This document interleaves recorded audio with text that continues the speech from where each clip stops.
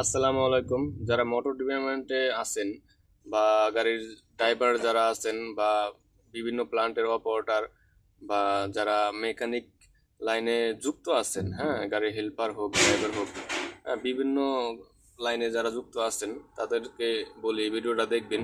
ভিডিওটা না টেনে পুরোপুরি দেখুন। এয়ার সিলিন্ডার কিভাবে রিপেয়ার করা যায় আমরা রিপেয়ার করে দিলাম। ভিডিও দেখতে থাকুন। এই ভিডিওটা পুরোপুরি দেখবেন, অনেক কিছু জানতে পারবেন, দেখতে পারবেন, বুঝতে পারবেন। এই এয়ার সিলিন্ডারগুলা ভালোভাবে খুলিয়ে, ঠিক আছে, তারপরে ভালোভাবে ধুয়ে ধুয়ে মুছে নতুন করে সিল করে বা ওয়ারিংগুলো লাগিয়ে দিলাম। আহ, সুন্দর করে লাগাইতে সময় কিন্তু গ্রিজ দিয়ে অবশ্যই লাগাতে হয়, এটা ভালোভাবে দেখে নেবেন।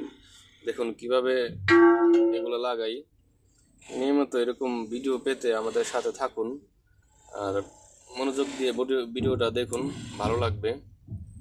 এই যে এটা হচ্ছে পুরোপুরি একটা বডি, এটা আহ, ধুয়ে মুছে কিন্তু আমরা নিয়েছি এবং গিরিজ দিয়ে এটাকে ফিটিং করে নিতেছি।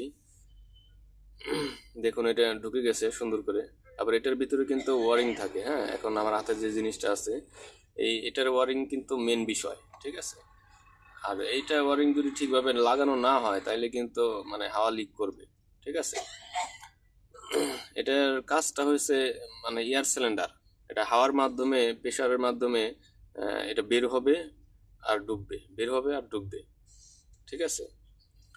এই নাটগুলা দুই দিক থেকে লাগানো থাকে। আহ, দেখুন এই ভিডিওটা। এই যে রেলিংকি নাটগুলা সুন্দর করে কিন্তু দুই দিক থেকে টাইট দিতে হয়, একদিকে ধরে আর একদিকে টাইট দিতে হয়, ঠিক আছে। নিয়মিত মেকানিক কাজ এবং গাড়ির কাজ কিভাবে করতে হয় বা ইঞ্জিন মিস্ত্রির কি কাজ আছে, এসব ভিডিও দেখতে হলে আমাদের সাথে থাকুন ফলো দিয়ে। ভিডিওটা ভালো লাগলে ফলো দিয়ে পাশে থাকবেন।